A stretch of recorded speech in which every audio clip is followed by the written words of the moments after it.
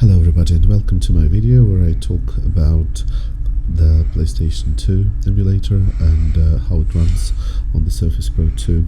So as you can see, we put resolution to double native resolution and anisotropic filtering to 2x, and basically that's it.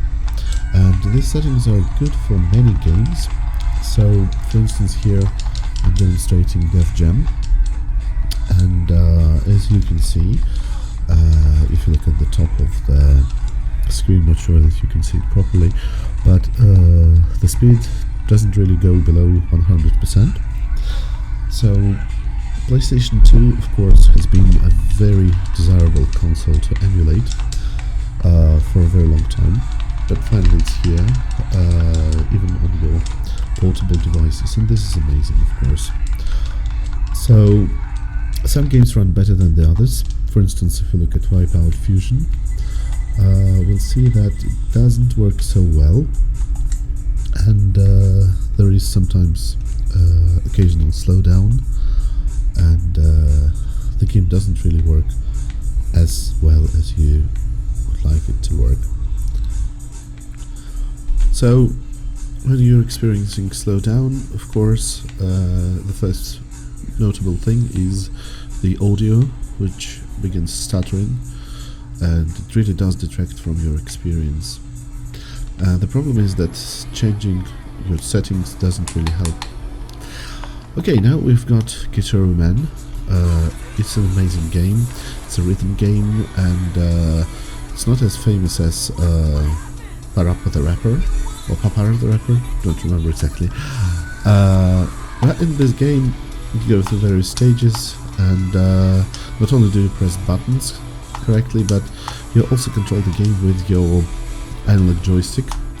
So sometimes you just have to turn it in the right direction, like here, and press the corresponding button. But sometimes you have to draw more or less complex shapes, like here, for example. And there are phases of attack and defend. So right now we're attacking, and when we proceed to defending ourselves, we just have to mash the corresponding buttons like here. So the proof that this game works is that I'm actually able to play it. I'm not great at it, but nevertheless the delay is not really noticeable, and there is no slowdown, and the fact that you can play a rhythm game on an emulator at full speed is amazing. Next one is Ico, a game that many people think about when they talk about PS2, because it's an amazing exclusive. So this game does run really well. I actually know that it runs in a lower resolution than other games, but the thing it means for us is that we are able to play it without any slowdowns or anything like that, because as you will see later on, there are some games that are not really compatible with emulation, and it's not really about your processing power, it's just the thing that they are not really well optimized for emulation. Sometimes you have to fiddle with a lot of settings, but sometimes even that doesn't help.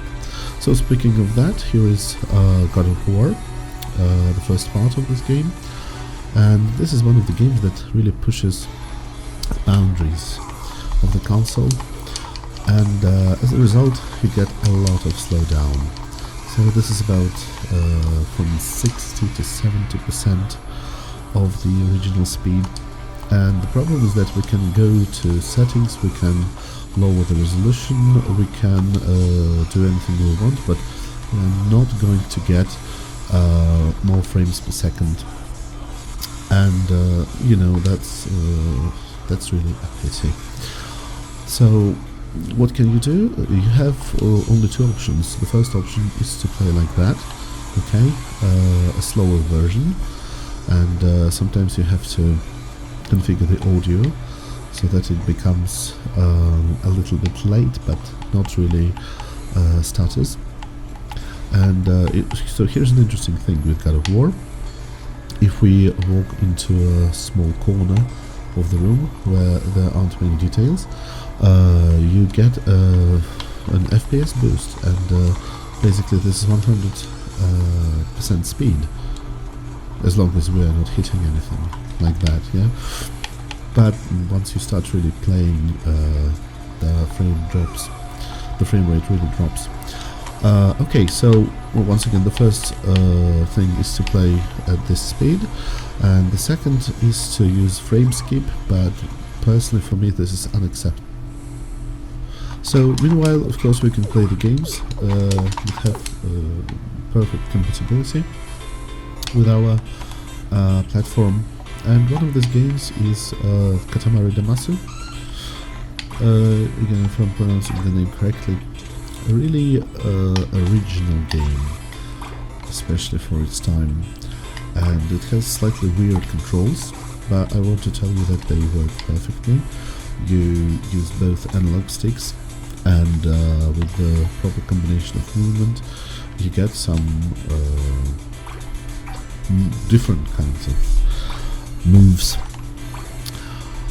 So there isn't much to say about it, except for the fact that there are some minor glitches, but they don't really detract from the experience, and I don't think that you need to configure this game separately for it to be playable. So you see, sometimes I'm not sure that these bugs were in the original version. Maybe it's just you know, the problem that many early 3D games suffered from, which is a clumsy camera and incorrect collision detection and things like that. But maybe it's just an emulator-specific glitch. So, speaking of emulator-specific problems, there is Shadow of the Colossus, and it's a game that many people like. And the problem is that it was the game that really puts the boundaries of the original PlayStation 2, and I think it did so even more than God of War. So there are many different issues that you can find when you look at the compatibility page of the emulator, and you really should check wiki of the project to find out how you can increase performance of this game. So actually in this game lowering your resolution does help, and let me demonstrate this to you.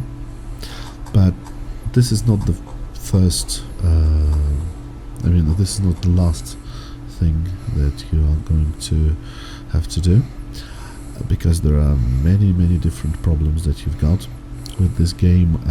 Not only does it run slowly, there is also, so you see, the frame rate is a little bit better, but it's still very slow. Also the game is bloomy, and the colors are not really correct, and there are also some visual glitches that are described. I personally don't see them, but you can find the whole instructions on how to configure the game on the emulators page. So there is one more thing I wanted to show you when we speak about glitches. This is Tekken 4, an amazing game, and well, you know, I love fighting games. This is one of the main reasons to play games on a console. This is to be able to play fighting games. So as you can see, we have some horrible lines, some horrible vertical lines that prevent us from really enjoying the game. So what you can do here is actually just change some settings and hope that it helps, and it does. So the thing I did was, you know, entirely random. I just didn't really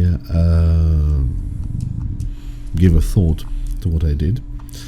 But for some games you will have to just randomly experience different settings, and things will be better.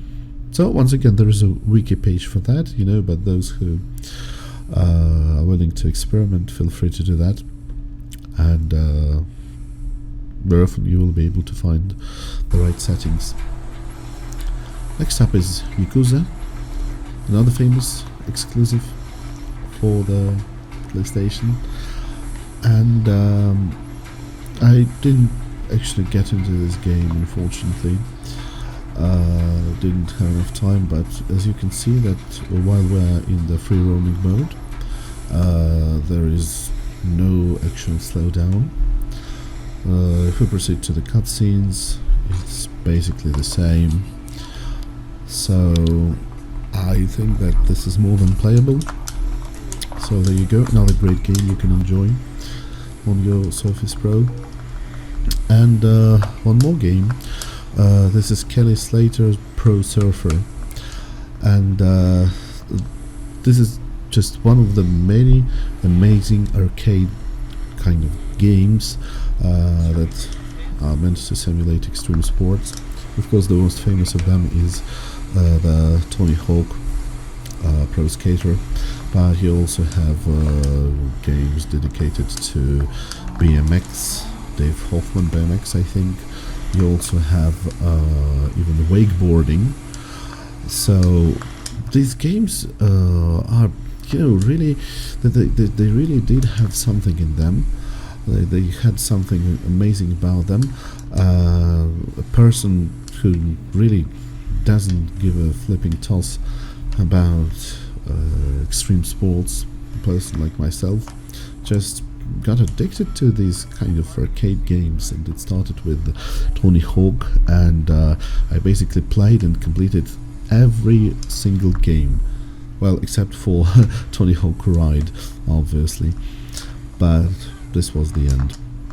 And except for Tony Hawk 5, I think, or no, I just forgot what it was.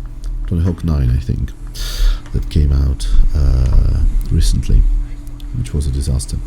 So anyway, this is a game that does work, and I would like to thank you for watching, and stay tuned for more emulation videos on the Surface Pro 2.